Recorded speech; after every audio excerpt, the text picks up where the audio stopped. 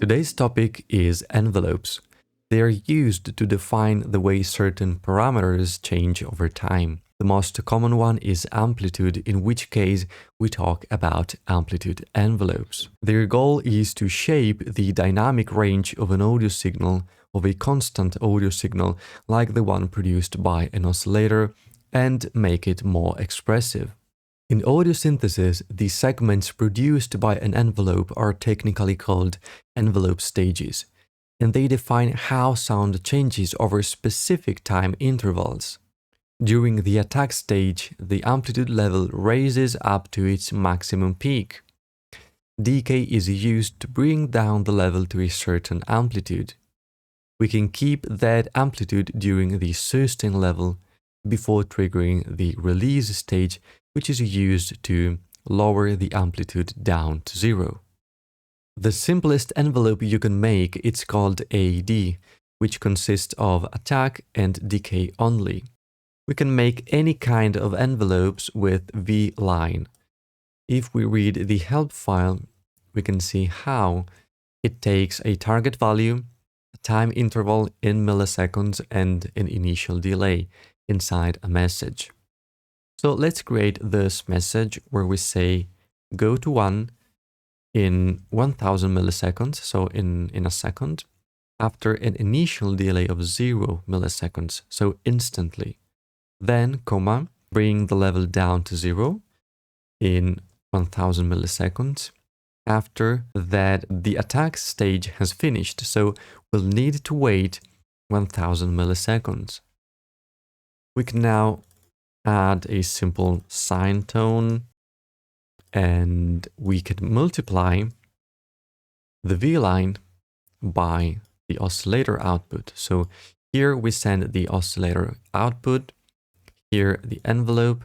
We can use output, listen to what we're doing, and well, let's add a scope also so we can visualize the entire envelope. AD envelopes are most commonly used to make percussive sounds. So in this example patch, I decreased the attack time down to 5 milliseconds, as well as the decay time down to 300 milliseconds. I then decided to use a metro which outputs bangs at regular time intervals to bang the envelope, and this random number generator in the range 100-1000 to randomly change the frequency inside this OSC tilde. The next envelope is ASR, which stands for attack, sustain, and release. If we take a closer look to this message, we can see how I omitted the first initial delay. If it is set to 0, you can simply omit it. It won't affect the vline behavior. Next, if we enter the help file once again and we scroll down, we can see how times and delay times especially are cumulative and not incremental. That's why I wrote 2000 here. The reason is timing for vline starts counting as we hit the message. If we want to trigger the release stage, we need to wait 2 seconds. So we need to wait for the attack and decay to finish before triggering the last envelope stage.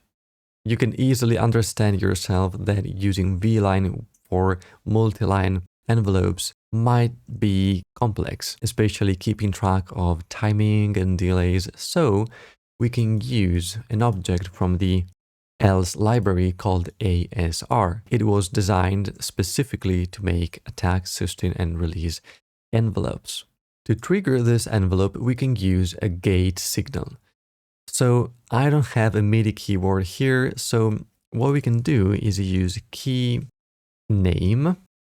It outputs 1 if we are pressing a key or 0 when we release it. So we can use a toggle here, and as I press any key on my keyboard, it will activate that toggle. The rightmost outlet is a symbol specifying the key name, so we can use a symbol object box to visualize what key I'm pressing, like space, E, R, T, and so on.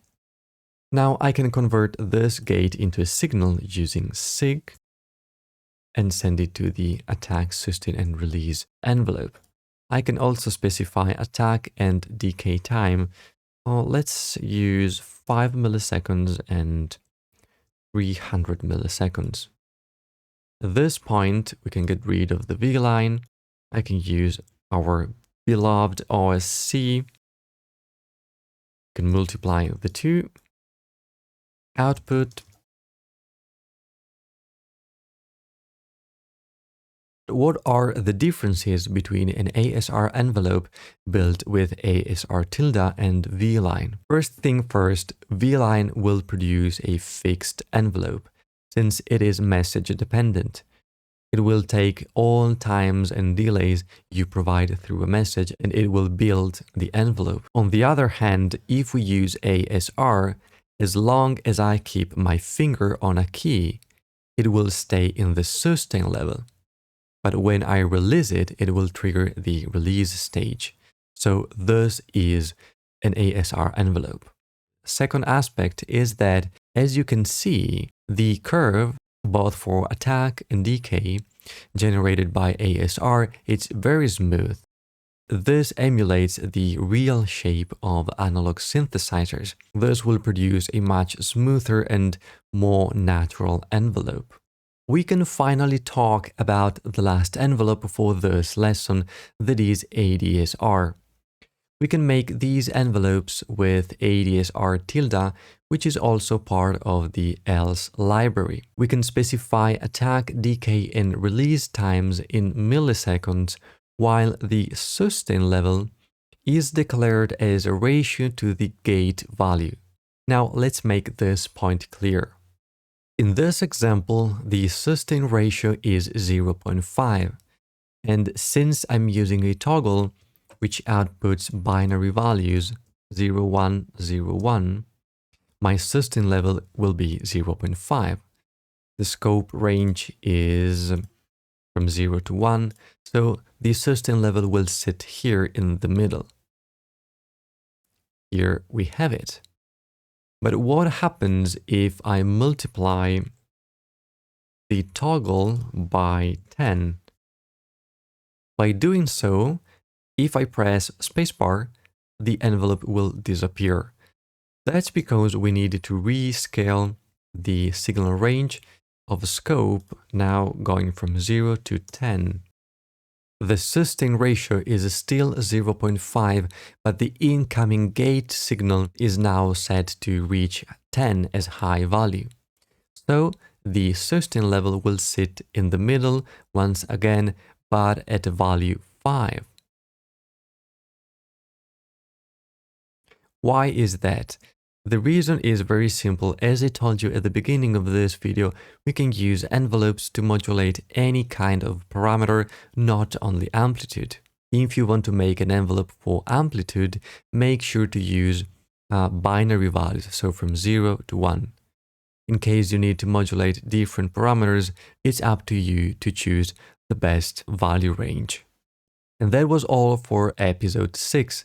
If you've learned something new from this course and you want to support it, consider joining my Patreon page. The link is in the video description. Thanks for watching and I'll catch you in the next episode. Ciao, ciao.